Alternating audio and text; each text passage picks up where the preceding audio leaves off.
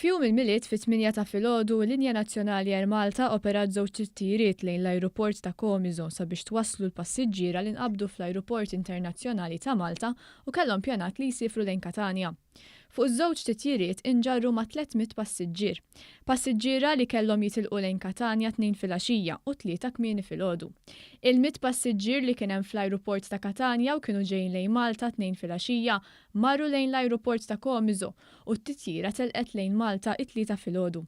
L-Air Malta għamlet dawn l-arranġamenti wara lejliet il-miliet tħassru t-titjiriet kollha minnu lejn Catania kawża tal-iżbrob vulkan Etna. Bl-awtoritajiet sqallin għalqu l-ajruport ta' Catania. L-ajruport ta' Catania reġa' fetaħ 3 tard filgħodu, bit-titjira tal-Air Malta lejn Catania operat kif skedat wara nofsinhar. Nikkoordinaw mal-airport ta' Catania u ħadna deċiżjoni. Alla volja kienet forsi ħatiftaħ Catania għalunna, ħadna deċiżjoni biex il-familji li kienu maħlina hawnhekk wassannihom żgur. Dalgħodu għamilna żewġ flights għal Comiso u kienu 300 passiġġier wassannihom għall-miliet mal-familji tagħhom. Jum il-miliet kien jum kwiet fl-Ajruport Internazzjonali ta' Malta, kontrarju għal ġranet impenjattivi meta jkun mimli passiġġiera.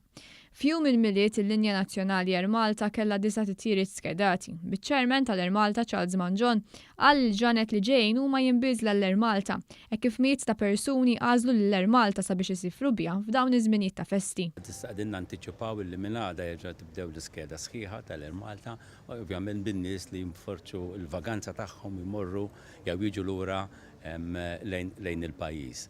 Sena li għandna qudiemna hija sena ta' konsolidazzjoni. 21 rotta ġdida li ftaħna u l-frekwenzi li żidna taw il-frott matul din is-sena.